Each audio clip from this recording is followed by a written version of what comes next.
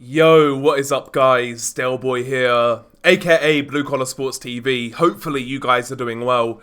If you're new here, smash that like, hit subscribe, all of that good stuff. So I think it's fair to say that Chris Eubank Jr. versus Conor Benn exceeded expectations, particularly for us, so-called hardcore boxing fans. In fact, when this fight was first announced, when it was first supposed to happen, a couple of years ago, I wasn't really on board with it. I wasn't really looking forward to it or anything like that. The fight got cancelled for obvious reasons. 2 years later, the fight gets rescheduled. For whatever reason, this time around, I kind of let my hair down and just tried to enjoy it for what it was. And I'll be real with you guys, I have actually enjoyed this whole affair, the build-up, the fight itself. And I'm pleased with the result more than anything. I'm pleased that Chris Eubank Jr. defeated Conor Benn, a depleted Chris Eubank Jr., mind you, and in my opinion, a past his best Chris Eubank Jr., a compromised Chris Eubank Jr., beat Conor Benn, who had all of the advantages in his favour. You know, the dehydration clause, etc. We all know there was a lot of fuckery surrounding both proposed fights, for one that got cancelled and this one, designed to deplete Chris Eubank Jr., Despite that, he clearly won this fight, and for the most part, apart from a couple of moments here and there, apart from a few moments early in the fight, I felt more or less Eubank Jr. was in control of a wild fight, if that makes sense. Now, one thing I want to say, a couple of things I noticed before this fight even took place, when both fighters entered the ring, when both fighters were being introduced. Couple of concerns I had. One for Chris Eubank Jr., one for Conor Benn. The thing I noticed about Chris Eubank Jr., and we go back to the weight, we go back to the dehydration clause. For me, Chris Eubank Jr., at the start of this fight, and quite frankly, throughout a lot of this fight, I felt Chris Eubank Jr. looked extremely dry. Bone dry, like he didn't have a proper sweat on. He looked cold. He looked really cold, grey. He looked drained. He looked like a drained fighter to me. His skin, again, lack of sweat. He looked very drained, and I was concerned when I saw that. As for Conor Benn, I felt he looked nervous, extra nervous, prancing around early on in the introductions, pacing around, very erratic. I felt he looked very nervous. And the first round, Conor Benn fought nervous, lunging in with his right hand and left hook. Eubank Jr. was able to take the half step back, kind of catch him with a slapping check left hook. Some jabs were getting through from Eubank. Eubank was able to take advantage of the nerves of Conor Benn in round one, landing the cleaner shots. Benn landed a couple of good overhand rights in round one, but Eubank landed the better shots. Rounds 2 and 3, however, Eubank looked washed. He looked washed. Didn't let go of his punches, wild, inaccurate, and I know Eubank has the habit of being wild at times, but he looked so much slower in doing it, throwing himself off balance, trying to pull the trigger when shots weren't there. When shots were there, he wasn't pulling the trigger, and Conor Benn was able to outgrind him in rounds 2 and 3, clubbing right hands around the side, that skip in the right hand kind of thing that Conor Benn does. Couple of skips in, then he throws the overhand right. Those shots were landing on Eubank. Round 3, more of the same. Eubank was actually buzzed by a left hook by Conor Benn in round 3. Left hook that he didn't see coming in an exchange. Momentarily buzzed, but still buzzed nonetheless. And at this point, I have to be honest, I was thinking to myself, yeah, Eubank is washed. He's drained and he's washed. I still think he was drained, and I still think he's washed, by the way. But still, he got through that. He got through a bad couple of rounds, regained composure, and for the next 2-3 rounds, I felt Eubank regained composure. Conor Benn again was launching attacks from out of range, which enabled Eubank to either take the half step back or tie Conor Benn up when Conor Benn fell short. And Eubank was able to grind away on the inside, land sort of shoe shine shots, little shots here and there. maintaining some sort of work rate, whereas Conor Benn, when Conor Benn landed, he landed the more eye-catching shots, but in between that, he was getting outworked by Eubank, as far as I'm concerned. So yeah, first half of this fight, I felt Eubank was probably ahead. Second half of this fight, both guys got even more wild. And the second half of this fight was actually really entertaining. I felt Eubank, again, looked spent from, second half onwards. I felt he looked spent throughout a lot of this fight. I keep on reiterating that. But I've seen Eubank throughout his whole career. And despite the technical deficiencies we've seen in Eubank throughout his career, one thing about Eubank is he's always been very fit. But in this fight, man, again, that just wasn't there with him. It's as slow as I've seen Eubank look. But anyway, second half of this fight turned into a bit of a war of attrition. Both guys were on each other's chest a lot more. The referee, by the way, who was terrible, let these guys work a little more in the second half. In the first half of this fight, the referee was breaking them up every time they got on the inside and kind of was in a half clinch. Referee would break it up immediately, and he was warning everything that Chris Eubank Jr. did. But Conor Benn could elbow, he could forearm, he could headbutt. He cut Chris Eubank Jr. with a headbutt. Conor Benn was able to get away with everything, but anything that Chris Eubank Jr. did, the referee jumped in. But yeah, second half of this fight was tit for tat.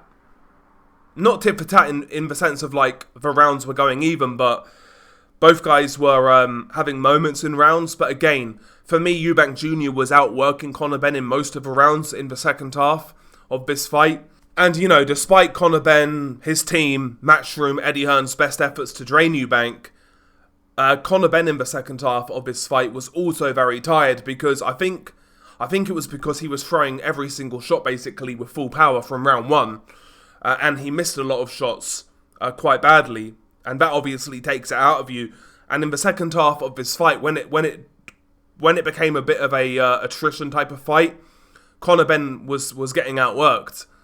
He won a couple of rounds in the second half of this fight. He did, but ultimately Eubank Jr. for me was winning more rounds. He was outworking Conor.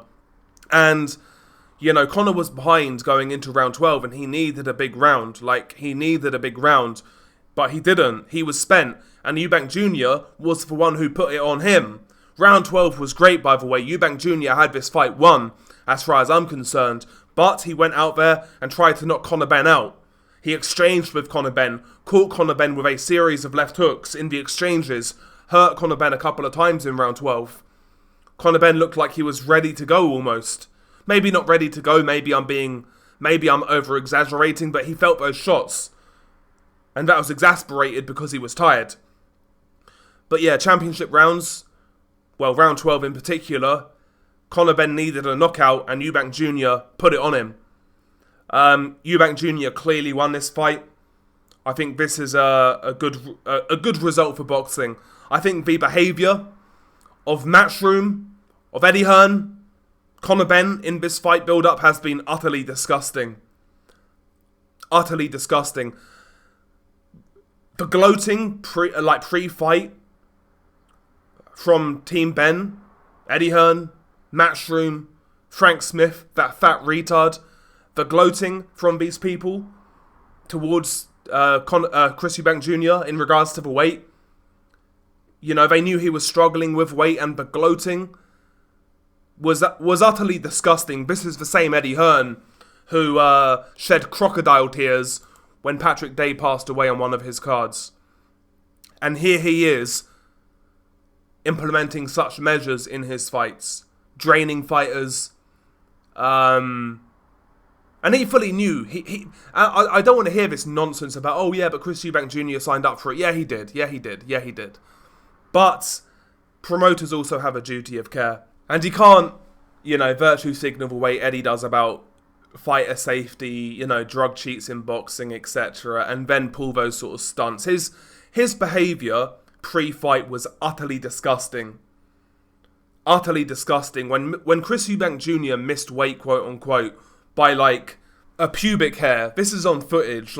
Eddie Hearn gloating about Eubank Jr. missing weight and struggling and looking like death's door was disgusting. I never want to hear this guy cry about fighter safety again.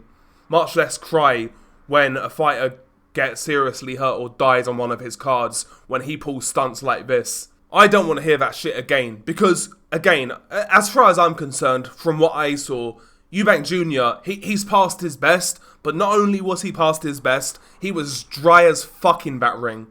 Dry as fuck. And he still beat Conor Benn. So all the games, all these shenanigans from Team Matchroom, Team Benn, have failed, and it's wonderful to see. I'm sick and tired of this behaviour in boxing being rewarded and not being called out. And when a fighter wins by those tactics, we're supposed to sit here and wax lyrical about how great these wins are. When fighters are drained, when fighters are compromised, I'm not having it. This is a win for boxing. I'm glad Eubank Jr. won. I think he did a service for boxing tonight. I'm not the biggest fan of Eubank Jr. Not that I don't like him as a person, but some of his career choices over the years for me have... they've left me frustrated, but I think he's done a service for boxing tonight to beat Conor Benn. What happens next? I mean, maybe there's a rematch. I think there's a rematch clause. I don't think we need to see it again. Conor Benn... I'll be honest, I've got no real interest in Conor Benn's career. I don't really have any interest in Conor Benn. I just don't like the guy, I'll be real. There's fighters I don't like and there's fighters I don't like. What I mean by that is, there's fighters I don't really like watching, but I don't really dislike them as people. You know, I'm kind of neutral on them. And then there's fighters I just dislike, and Conor Benn's a fighter I just dislike. I think he's a horrible piece of work. I think he's a runt. Something very insidious about a guy from privilege, from the upper class, trying to cosplay as a working class man. And that's always been a thing in the UK. And, you know, I come from a working class background, and when I see these type of individuals, it makes my skin crawl, it really does. They kind of act out a caricature of what they think a working class person is. Yeah, it really rubs me up the wrong way. I could get political here, but I'm not going to. But yeah, fuck Conor Benn. As for Chris Eubank Jr., I'm glad he won. But aside from like having a rematch, can he do anything more in the sport right now? I don't think so, personally. He's clearly dead at 160. He's dead at the weight. And 168's no bueno. You know, he can't do anything at 168. So, you know, if I was Chris, I'd like to see Chris Eubank Jr. retire, to be honest with you. But yeah, is what it is. But the fight itself was good. It was a good fight. It was much better than I think a lot of people expected. So there is that. Let's enjoy things for what they are sometimes, right? You know, as hardcore boxing fans, we like to get on our soapboxes, which is kind of ironic because I've got on my soapbox in this post-fight review. But the fight itself was interesting, entertaining, kind of WWE, and maybe that's okay sometimes in boxing, right? It seemed like a real fight, so I'm happy with it. But anyway, share your thoughts below. Beanie Guy Del Boy, peace.